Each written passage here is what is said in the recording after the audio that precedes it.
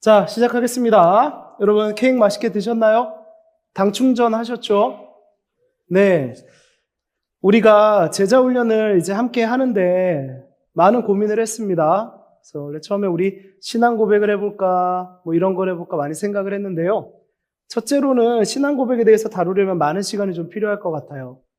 제가 방학 중에 이 제자 훈련을 하는 건데 학기 중에는 시간이 안 되잖아요. 근데 방학 중에 하려면 그래도 뭔가를 마치지 않고 이렇게 뒤를 남겨놓고 끝내는 것보다는 한 권을 우리가 마치는 걸로 해봐야 되겠다라는 생각을 좀 했습니다. 또한 다른 제자 훈련들하고는 조금 다를 거예요, 여러분. 제자 훈련 해보신 분들 알 겁니다. 항상 숙제가 있고 목적이 있어요. 네, 여러분, 제자 훈련이 교회를 키우는 데는 굉장히 효과가 있습니다. 사람들을 공통의 교제를 해서 성취하게 하고 수료증을 주고 그것에 대해서 단계를 이렇게 나누기 때문이에요. 그래서 대부분 요즘 시대에 부흥하는 교회들은 제자 훈련 시스템이 잘 되어 있어요. 좋습니다. 그런데 거기에 따른 문제도 조금 있답니다. 성경의 말씀 자체를 어떠한 목적성을 가지고 집어넣는다라는 것이죠.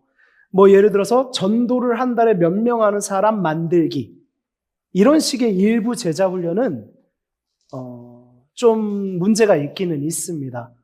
우리가 성경 말씀을 나의 어떤 행위를 끌어내는 도구 삼는 그러한 모습이 되기 때문이에요. 그래서 제가 생각한 것은 제자 훈련이지만 독서 모임이라고 생각하시면 돼요. 한 권의 책을 우리가 함께 읽어가면서 그 안에서 우리의 삶을 발견하고 말씀을 발견하는 그러한 시간을 가져보려고 합니다. 우리는 이 작은 책 한 권을 함께 읽고 나눌 거예요. 그죠? 책 예쁘죠? 다 받으셨죠? 네. 먼저 말하고 싶은 것은 이 책은 한 사람의 삶에서 태어났다는 거예요. 여러분, 우리가 어떤 책을 읽을 때 그 책이 어떤 사람의 삶에서 나왔는지 알고 읽는 것과 그냥 내용을 배우고 외우듯 읽는 것은 전혀 다르지요. 공감에 있어서도 차이가 납니다. 그냥 책을 주고 여러분 읽으세요. 중요한 게 뭐예요? 밑에 문제 있습니다. 풀어보세요. 하면 여러분은 학습서를 한 권 받은 느낌이 들 거예요. 그런데 이 책이 어떠한 배경에서 나왔는지, 어떠한 삶 속에서 나왔는지를 우리가 알게 되면 우리는 이 저자의 글에 깊이 있게 공감할 수가 있습니다. 오늘부터 우리가 함께하게 될 성도의 공동생활은 교회 공동체에 대한 아름다운 이상을 적어놓은 책은 아니에요. 이 책은요, 한 사람이 끝까지 공동체와 교회로 살기 위해 몸부림치다 죽음에 이른 그의 삶에서 나왔습니다. 그래서 오늘 첫 시간에는요, 책을 펴기 전에 이 책을 쓴 사람을 먼저 만나려고 합니다. 그 사람은 보네퍼 목사예요. 이분이에요. 여러분들, 이분 이제 독일어 이름이에요. 독일 분이에요. 그래서 보네퍼입니다. 본회퍼 아니에요. 저도 이거 착각했었거든요. 네, 본회퍼가 아니고요. 보네퍼 목사입니다. 우리 유명한 찬양 있죠. 선한 능력으로를 쓴 사람이 바로 이 보네퍼 목사예요. 이 시간엔 보네퍼 목사의 삶의 이야기를 모두 다룰 수는 없겠지만 이 책에 관련된 이야기들을 간략하게 나누려 합니다. 디트리 보네퍼, 그의 이름이에요. 디트리 보네퍼, 독일분입니다. 보네퍼의 어린 시절은 고난 속에서 자란 비극적인 신앙인은 아니었어요. 그는 말 그대로 엘리트 중에 엘리트였죠. 아버지는 독일의 최고의 정신과 의사였어요. 어머니는요, 신앙과 교육 모두에 뛰어난 엘리트 여성이었습니다. 이 부부 사이에서 태어난 보네퍼는요, 어렸을 때부터 정말 똑똑했어요. 보네퍼가 20살이 되었을 때 그는 이미 20살이 신학계에서 천재라는 평가를 받는 신학자의 반열에 올랐었어요. 보네퍼는요, 21살에 박사학위를 받았습니다. 우리는 도대체 21살에 무엇을 했단 말입니까? 자, 이분은 21살에 박사학위를 받았어요. 사람이 너무 그러면 안 돼. 표정이 벌써 어둡잖아. 스트레스가 많아 보여요? 자, 농담이었고요. 여러분, 이 정도면 인생이 거의 정해진 사람이라고 할 수 있겠죠. 좋은 집안에 21살에 박사가 된 사람. 이 사람의 미래에 무엇이 보장되어 있나요? 안전한 교수직이 보장되어 있겠죠. 존경받는 학자라는 자리가 보장되어 있을 거예요. 정말 아무도 흔들 수 없는 미래, 우리가 바라는 그런 미래가 보장된 사람이었죠. 그런데요, 이상하게도 보네퍼는 이 모든 것 앞에서 만족스럽지가 않았어요. 왜냐하면 그는 교회를 다니는 신앙인이었는데 교회 안에서 결핍을 보았기 때문이에요. 교회는 있었지만 함께 살아가는 신앙은 없었고, 말씀은 들렸지만 서로의 삶은 전혀 연결이 되어 있지 않은 교회란 생각을 했죠. 그는 이렇게 느꼈어요. 우리는 신앙 안에서 혼자이다. 그러던 1933년 히틀러가 독일의 권력을 잡게 돼요. 이 사람 다 아시죠? 아돌프 히틀러입니다. 어떤 일을 했는지도 여러분 다 아실 거예요. 부가 설명하지 않을게요. 그때 대부분의 교회는 어떻게 했을 것 같아요? 독일 교회는? 여러분, 교회라면 이러한 사람을 어떻게 해야 합니까? 반대했어야 하죠. 그런데 대부분의 교회는 이렇게 말했다고 해요. 지금은 조용히 있는 게 지혜다. 여기서 더 나아가 상당수의 교회는요, 히틀러는 하나님이 보낸 영웅이다. 이렇게 말했어요. 이렇게 설교했어요. 이렇게 가르쳤어요. 몇몇 교회는요, 히틀러는 예수 그리스도의 재림이다 라고 말했습니다. 그런 상황 속에서 보네퍼는 이 위선을 견딜 수 없었습니다. 이건 위선이야 생각했죠. 그는 생각했어요. 수많은 생명을 학살하고 사람들을 인종으로, 계층으로 나누는 것이 어떻게 하나님의 뜻일 수 있단 말인가? 이렇게 생각했어요. 그리고 그는 이렇게 외쳤습니다. 교회가 사람들이 죽어가는 비극을 외면한다면 그 교회는 더 이상 그리스도의 교회가 아니다. 이렇게 외쳤죠. 그는 자신의 능력, 그 뛰어난 학식, 지식인으로서의 위치를 활용해서 라디오와 신문에 히틀러를 찬양하는 교회들을 비판하는 글을 계속해서 발표해요. 이 행동은 그를 순식간에 외로운 사람으로 만들었죠. 동료들은 등을 돌렸고요. 안전했던 교수의 길은 멀어져 버렸어요. 그리고요, 그는 교회에서도 밀려났습니다. 여기서 중요한 건 이것입니다. 보네퍼는 교회다운 교회를 말하다가 외로워진 사람이었어요. 그리고 이때 그는 분명히 깨닫습니다.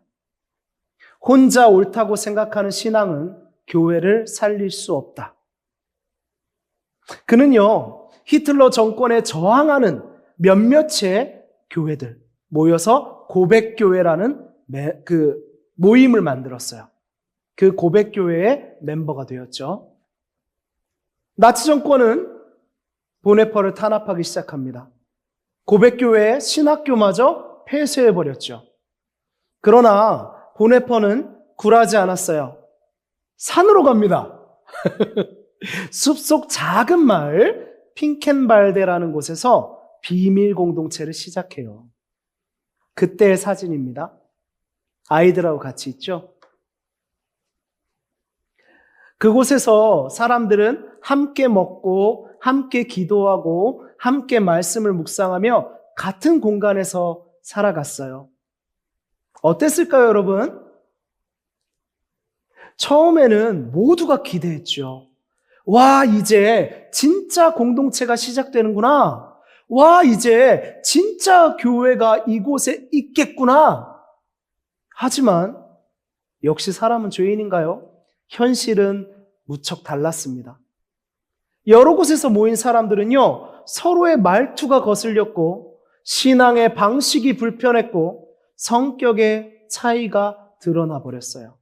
갈등이 심해졌습니다. 바로 이때 이 지점에서 성도의 공동생활이 쓰이기 시작합니다. 여러분이 보고 있는 그 책이 바로 그 지점에서 쓰여진 책이에요. 이 책은요, 공동체를 이루었으니 우리는 아름답다라고 말하지 않습니다. 오히려 이렇게 말하죠. 공동체는 우리가 서로에게 가장 큰 실망을 안겨주는 자리다. 그러나 동시에 보네퍼는 말합니다.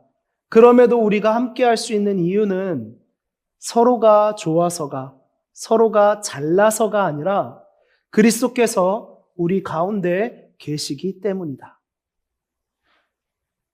이 책은 이상적인 교회 설명서가 아니라 부서지기 쉬운 공동체를 붙들기 위한 신앙의 기록입니다. 그렇게 비밀 공동체를 이끌던 보네퍼는 1943년 체포되고 맙니다.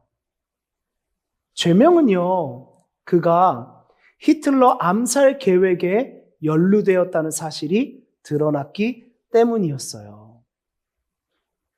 화면 보시면 히틀러 암살 작전에 가담한 목사 보네퍼, 그의 행동은 정당한가? 이 논란은 지금까지 이어집니다. 이런 거예요. 히틀러를 지지했던 교회들, 자기가 옳은 교회라고 말했던 이 보네퍼에게 야, 너는 살인을 하려고 했잖아. 그건 그리스도의 뜻이냐? 이렇게 돼버린 거죠. 보네퍼 목사는 궁지에 몰렸습니다. 지금도 여러 가지 의견이 있습니다. 보네퍼 목사가 히틀러를 암살하려 한 것은 그리스도인다운 모습인가? 이 논쟁이죠. 여러분, 이곳에서 저는 어떤 것이 정답이다 또는 제 의견은 어떻습니다 라고 얘기하지 않겠습니다.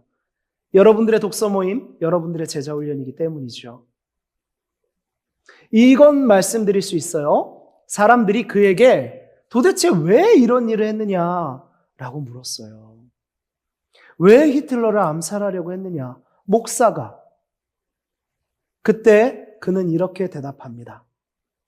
내가 만약 무고한 군중들로 돌진하는 운전자 옆에 앉아 있다면 그리스도인으로서 참사가 일어나는 걸 그저 보고만 있다가 부상자들을 위로하고 죽은 자들의 장례를 치러주는 일을 할 수는 없다. 나는 그 운전자의 손에서 핸들을 빼앗을 것이다. 그리고 이렇게 덧붙였어요. 악을 보고도 침묵하는 것은 그 자체가 악이다. 그는 감옥에 수감됩니다. 실제로 보네퍼 목사가 처음 수감되었던 방이에요. 나중에 교수형 당하기 전에는 이감되었는데요. 그때는 더 열악했던 것으로 알려져 있습니다. 독일 최고의 지성인 좋은 집안의 유망주였던 보네퍼는 감옥에서 초라한 신세가 되고 말았죠. 더 이상 그는 그가 꿈꾸던, 그가 그렇게 아끼던 공동체를 운영할 수 없었고 설교할 수도 없었고 자유롭게 예배를 드릴 수도 없었어요. 그러나 그는 감옥에서도 종이와 펜이 주어지면 글을 썼습니다. 그리고 많은 사람들에게 편지를 보냈죠. 그 편지들을 보면 원망보다 기도가 많았고요. 절망보다 소망이 많았습니다. 그리고 1945년이 되었어요. 너무나 아쉽게도 전쟁이 끝나기 딱 한 달 전, 그는 나치에 의해 교수형을 당합니다. 한 달을 남겨두고. 교수형을 당할 때 그가 마지막으로 남긴 말은 이것이었습니다. 이것은 끝이지만 이것은 새로운 시작이다. 이렇게 이야기했어요. 보네퍼 목사의 삶을 보여주는 게 여러분들 다 아시는 선한 능력으로라는 찬양입니다. 이 찬양은요, 보네포 목사가 죽기 전에 마지막으로 약혼녀에게 보낸 글, 그 글을 곡으로 만든 것입니다. 사형 선고를 받은 사람이 마지막으로 사랑하는 사람에게 어떤 글을 보낼까요? 사랑해야 할까요? 우리 좋았던 추억? 글쎄요. 저는 그냥 제 신세 한탄도 할 것 같고 누군가는 펑펑 울 것도 같고 나 좀 면회를 와 이럴 수도 있을 것 같고 여러 가지 생각이 드네요. 그런데 참 놀랍죠? 그때 보네포 목사가 보낸 글이 선한 능력으로입니다. 감동적이에요. 오늘 찬양은요, 그래서 교회에서 많이 불려지는 버전 말고 보네포 목사님이 쓴 독일어의 직역 버전으로 준비를 했어요.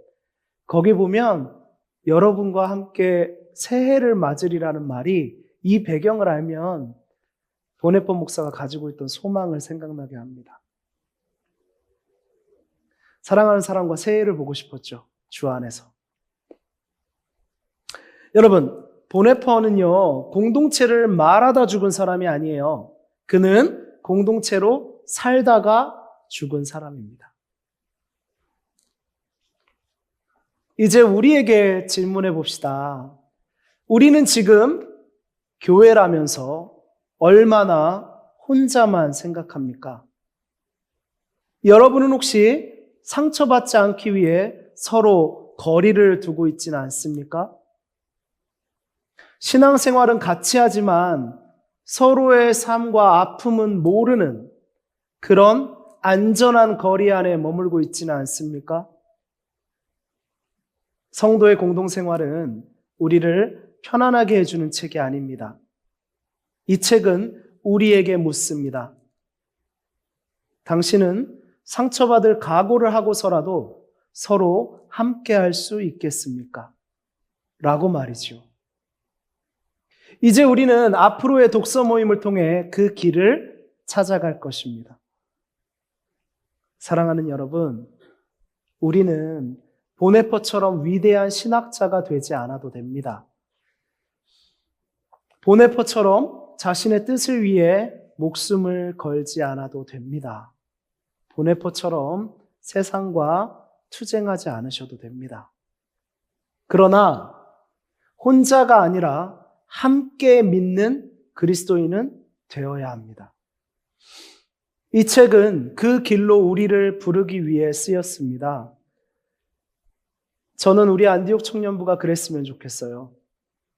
그리스도 안에서 함께 떡을 떼고 포도주를 마시며 서로를 그리스도의 한 몸으로 바라보는 그런 공동체가 되기를 꿈꿉니다.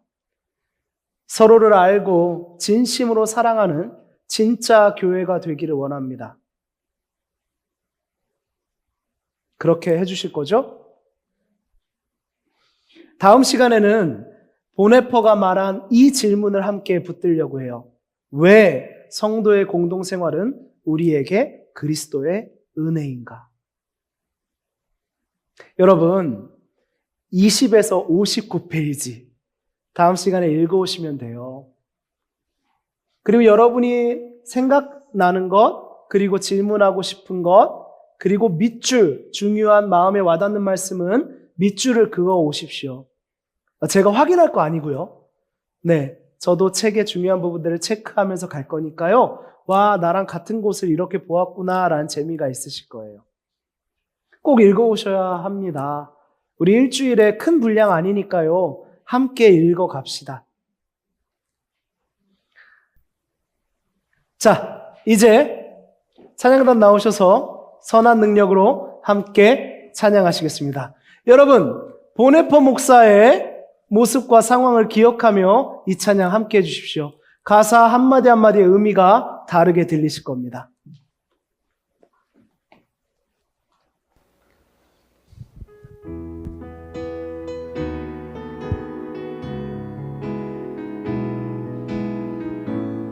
예배 찬양 아니니까 편하게 부르셔도 돼요. 그 선한 힘에 고요히 감싸여 그 놀라운 평화를 누리며 하여 나 그대들과 함께 걸어가네. 나 그대들과 한 해를 여네. 지나간 허물 어둠의 날들이 무겁게 내 영혼 짓눌러도 오 주여 우릴 외면치 마시고 약속의 구원을 이루소서. 그 선한 힘이 우리 감싸시니 믿음으로 일어날 일 기대하네. 주 언제나 우리와 함께 계셔. 하루 또 하루가 늘 새로워. 주께서 밝히신 작은 촛불이 어둠을 헤치고 타오르네. 그 빛에 우리 모두 하나 되어 온 누리에 비추게 하소서. 그 선한 힘이 우리 감싸시니 믿음으로 일어날 일 기대하네. 주 언제나 우리와 함께 계셔. 하루 또 하루가 늘 새로워. 이 고요함이 깊이 번져갈 때 저 가슴 벅찬 노래 들리네. 다시 하나가 되게 이끄소서. 당신의 빛이 빛나는 이 밤